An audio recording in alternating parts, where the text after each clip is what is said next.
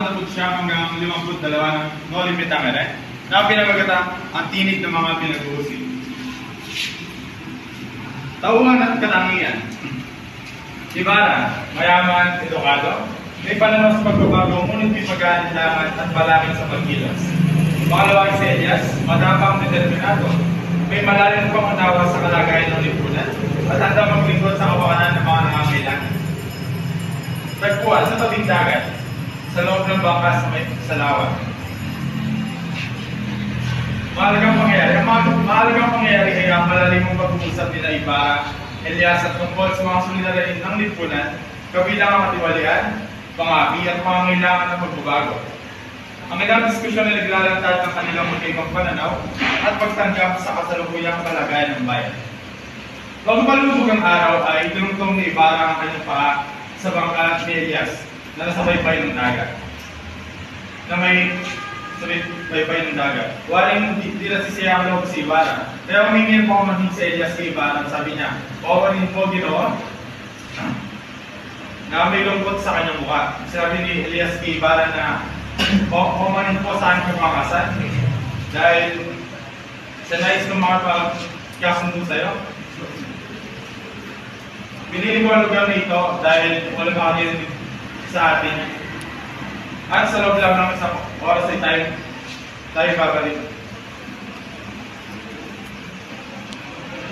Kung galing yan, pagkatanong ni Elias at Ibarra tungkol sa mga sulimpalan at pangangailangan ng pagbabago. Una, habang nasa bangka ni Elias at Ibarra, napalayo na sila sa pagpang. Tinanong ni Ibarra kung ano ba ang kailangan ni Elias kay Ibarra. Sinabi ni Elias kay Ibarra ng Ginoo,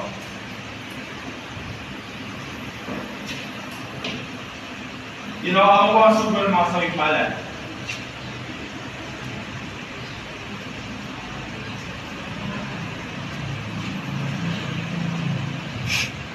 Ulit mo na pa.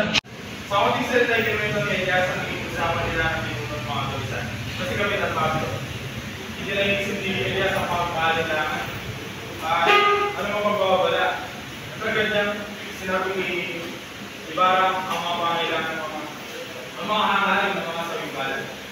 Una, gusto daw nila magkaroon ng walang pagbabago sa mga palangan ng mga sundalo, sa mga pari, yung pagpapatupad ng mga patakaran. Sa isang sabi, hindi sila ng sardiwan magulak sa pawalaan. At pangalawa, ikalang ang karangalan ng tao, kahit ang mga pagkakalih, magkaroon ng mapanatagan sa kanilang pangumulan. At bawasan ang kaunting lakas sa mga sandata, at isang napakalang kapangyarihan ng mga sa kanilang pangumulan. Mahalagang alal. Mahalagang pag-unawa at pagtanggap sa magkaibang pananaw upang makamit ang tunay na pagbabago o kapayapaan. Sa palitan ng mga argumento nila Ibarra at Elias, pinakita ang kakulangan ng bawat isa sa pag-unawa sa pangangailangan ng mga tao at mga solusyon sa mga suliranin ng lipunan. Sa kanyang determinasyon at pag-aalinlangan ng Ibarra ay ipapakita ng kaalaman na pag-iwasan ng pangako at magtutulungan para sa kabutihan ng lahat. Kumbaga sa lalaki natin kanina, pinag-usapan ni Ibarra ang niya sa mga tungkol sa mga hangarin ng mga sabibalan. Sinabi ni Elias na ang bayan ng isang kailangan halunas na mula sa kwento sinabi na kapag higpit ng mga Guardia Civil, kailangan gamitin ng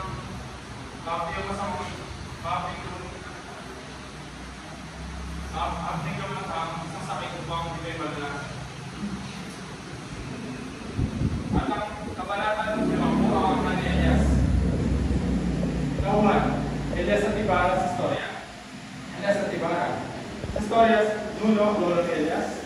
Ang tunong babae, lola ni Elias. Ang unang namatay na anak, si Balat, at ang kanyang kapatid na tinatawag na anak ng kanyang ina. Si Elias, tatay ni Elias, isang magandang at mayaman na babae. Si Elias at ang kanyang kapatid na babae. Tagpuan, sa mga kapatid bayan. Habang si Elias at Ibarra yung mga bayan, pinag-uusapan nila ang nakaraan ni Elias. Wala, mahalagang pangyayari. Ang pagsunod sa tanggap ng pinag-ulingkuran ng mundo ni Elias. Alam mo taon lang makalipas ng lolo ni Elias sa tindahan ng isang Kastilan. Kung saan ito'y nasunog.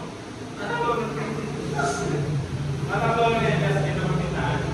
Ay tindahan ng Kastilan. Dahil sa walang pinagkalaman ng lolo na Elias, ito yung hindi na tumagipan. At nagkaroon ng lolo na Elias, tinatawag na palo sa kabayan. Ako saan kinakagad ng mataw kasi ang lolo ni Elias ng parang na yun. Kinakagad ang lolo ni Elias sa bawat karto ng Maynila. Kinakagad ang saan siya sa tinatawag na palo sa kabayan kung saan sa mga banda sa buong Maynila, kinakagad ang lolo ni Elias sa pinapalo sa lugar.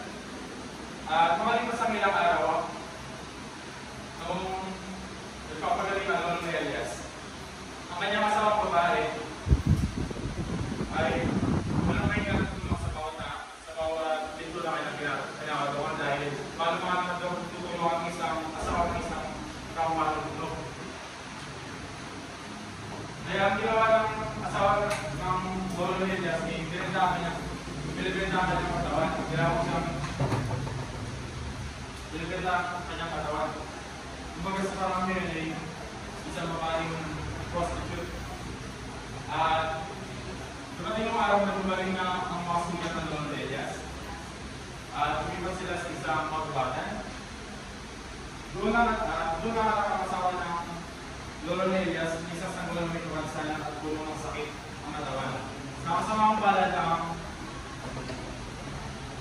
anak ng lolo ni Elias ay namatay dahil sa malubang sakit. Makalipas ang ilang araw dahil sa mga saksam na kahirapan, ang naranasan ng lolo ni Elias maging ang kanyang tiyo, nagbigti ang lolo ni Elias.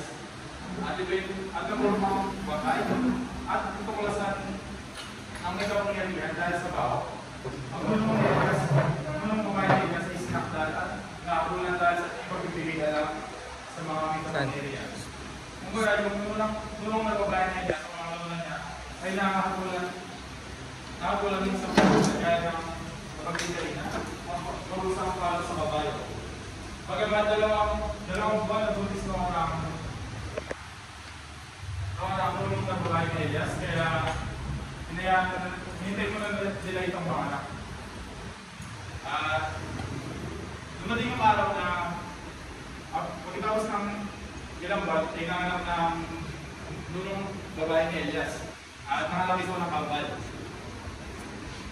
Ang babae ay si Balat, sa yung tinatawag nilang anak ng ina. At kumalat sa mga probinsya, kailangan lang ng pangalan ng Balat. Kasi nung panahon na yun, lumaki na si Balat, siya naging pinagigil. At pinagigiganti niya ang nangyari sa kanilang pamilyang pag-aakit, kaya nanunugin siya at marayang ang tao na dahil sa kanyang pag-iiganti. Panggalian. Pangunahing panggalian ay ang laban ni Elias laban sa pangapi ng mga skila at ang kanyang personal na pakibaka upang makamit ang katarungan para sa kanyang pamilya. Pagkatapos na nangyari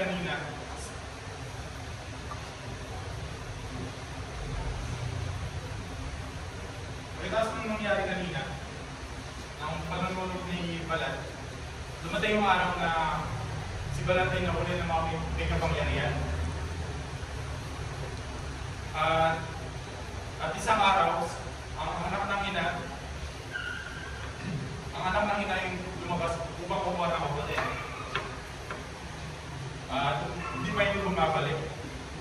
Kaya yung anak ng ina na kapatid ni Balat ay lumabas upang hanapin ang kanyang ina.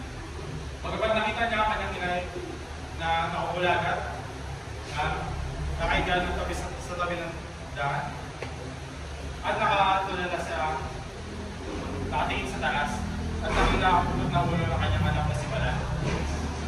Nakita niya ng anak ng ina na ang kanyang ina namatay ng nakabulagat at nakatingin sa taas kung saan nakasabit ng pugod na ulo ni Balat.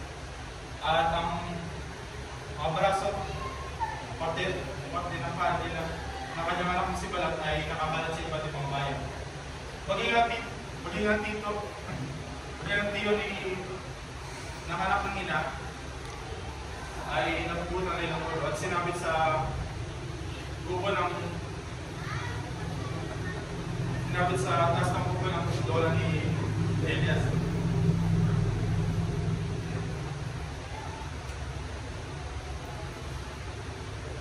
Pasok tulad. Pagkatapos sinayag kanyang nakaraan. Kumbaga, mabasihan natin yung nakaraan nakaraang buhay ni Elias. Diba, nakita niya yung kapatid niya napupunta ng malupati at tiyo niya at kanyang ina namatay na. At pumunta sa iba't ibang probinsya si anak ng ina at dahil sa maganda ang kasal niya, siya ay pumasok bilang isang trabador at siya sa kanyang konting ay nakalipon. At nagkaroon siya ng isang maliit na negosyo. At nakakilala siya ng isang magandang dalaga na may mayamang ama. Dahil sa kanilang pagkakaibigan sila ay nagtalik at nagbumahay doon at ito'y nagbuma. Dahil sa nais panagutan ng anak ng ina ang dalaga dahil nagtalik sa gusto niya panindigan ng puwing babae. Gusto niya itong pakasalan. Then, nung pinakilala siya sa kanyang ama, siyempre pag ikakasal sila, kailangan ng mga dokumento. Nung nakita ang dokumento ng anak ng ina, at nalaman ng mga nakaraan ng anak ng ina, siya ay pinakulong ng ama ng dalagang mayaman. At dahil sa walang magawa ng anak ng ina, siya ay nakulong. At dumating yung araw na nanganak na yung dalagang amang mayaman, nanganak siya gano'n siya ng anak na dalawa. Kabal, isang babae at si Elias.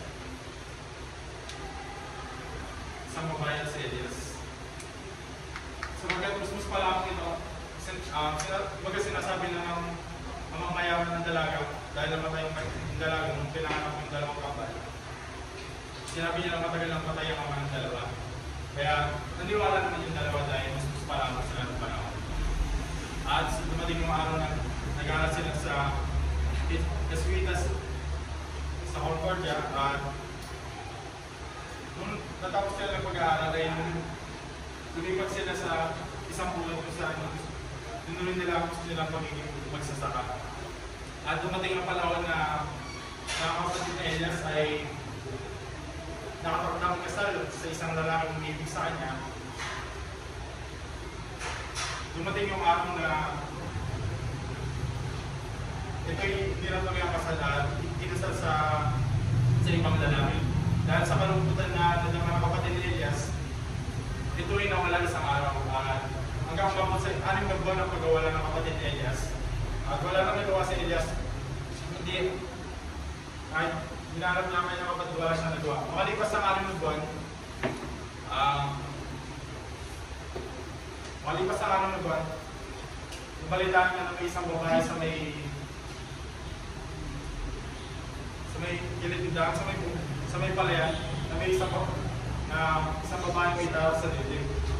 Yung pala, ang kanyang kapatid. Dahil base sa kanyang kasuotan, sa kanyang itsura at sa kanyang mga lasing, nakilala niya siya pala ang kanyang nawawalang kapatid. Dumating yung panahon na pinagpipintaan si Elias ng iba't ibang klaseng pagpipinta. Kaya napipan na lang siya sa iba't ibang probinsya.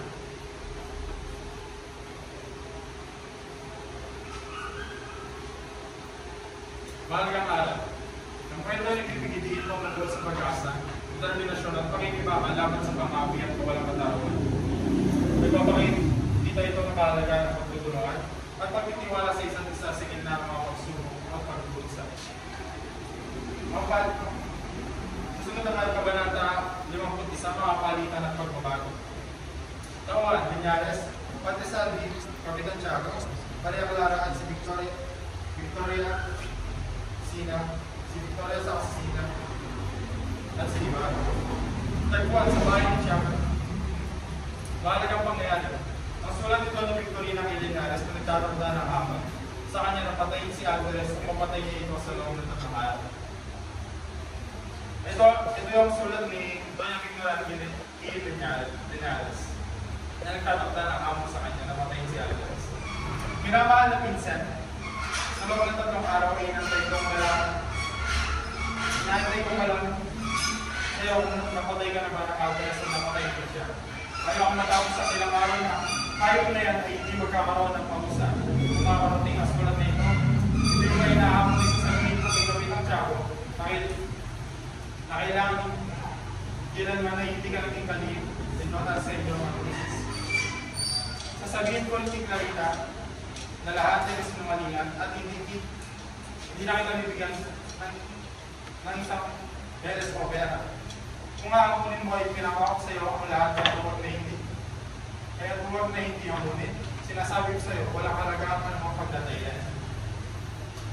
Ang iyong pinsang umibig sa iyo ng buong puso, Victorina de los Reyes, Daniel, sa Palo, Lunes, Kapito ng gabi. Tunggalingan. Ang tunggalingan sa kwento ay naganap sa loob ng isipan at damdamin ni Linares. Siya ay inahapon ni Doña Victorina na patayin si Alvarez o mapatay ito sa loob ng 3 araw na nagdudulot ng kabuluhan sa kanyang isipan. Ang labanan, ang kanyang konsensya, ambisyon at tao. Asap kulang, si Crisostomo Ibarra ay nakating na sa bayan ng Linares at magbibigay ng mahalagang balita mula sa Manila. Nung dumating si Crisostomo Ibarra sa bayan ng Linares, na kung saan dala niya isang balita. Yung unang balita na tanggap nila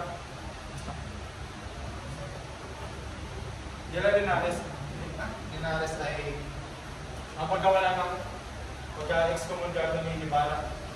Si Ibarra.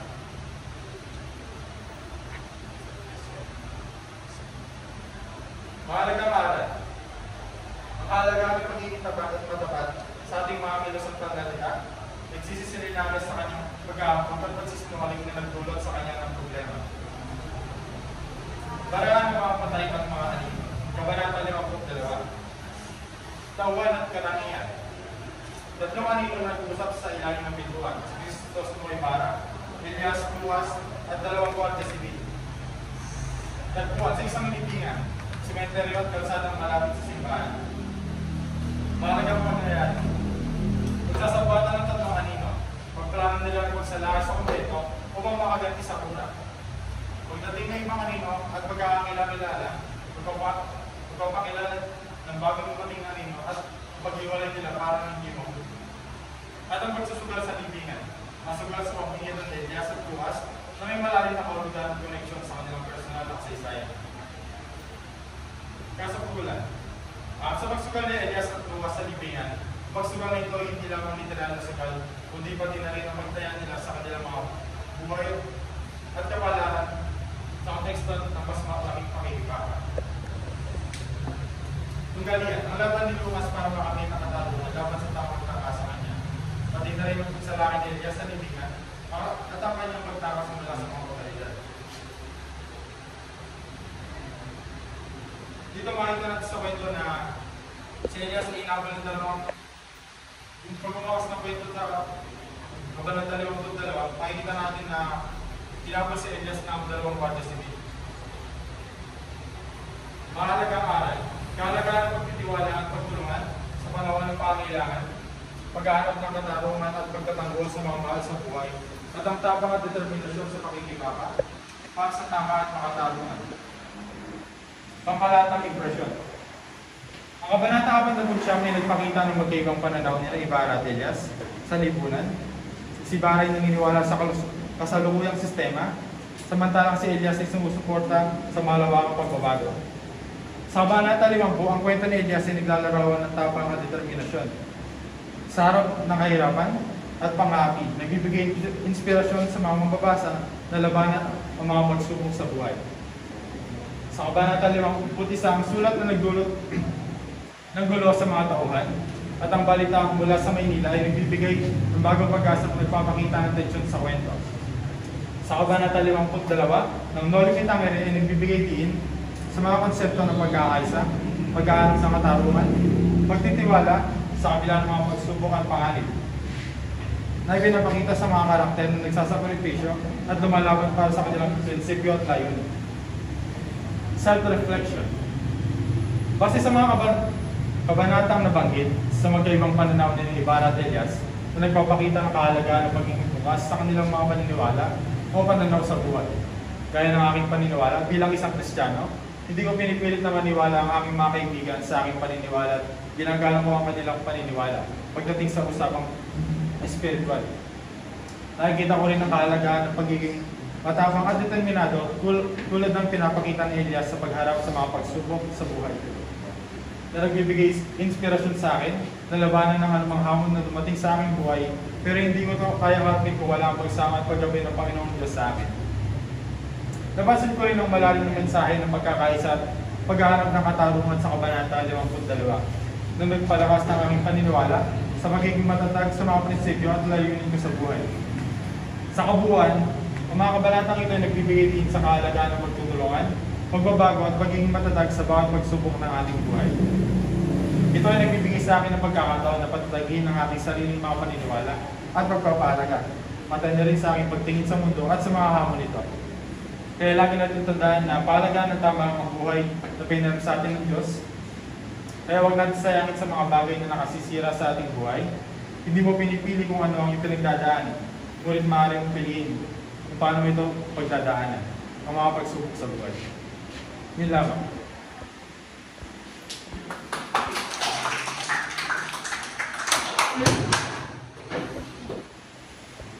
Napansin ko sa report niya, although alam naman niya, may nakakalimutan siya, pero nakakasunod naman.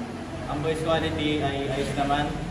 Ang use of language and pronunciation, meron siyang mga English na isasabi, pero alam naman niyang i-tuwid yung mga magkakamali niya. Ang voice quality and pronunciation, binigyan ko siya ng 18.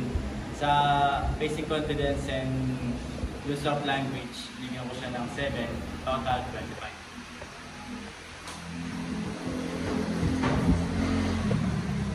Sa material, binigyan ko siya ng 4. Sa color comparison naman, ay binigyan ko siya ng binigyan ko siya ng 9. Kasi tama yung ginawa niya, gawin siya ng light background, tsaka gawin siya ng dark na font. At hindi mahirap basahin. Sa process naman, sakto lang yung laki, pwede mababasa mo to, kaya binigyan ko siya ng 4. Total 17.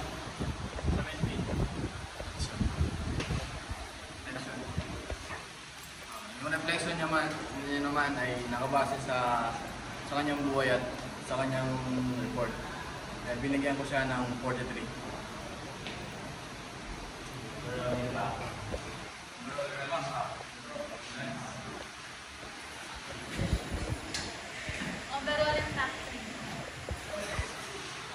So, nalaw ng KD.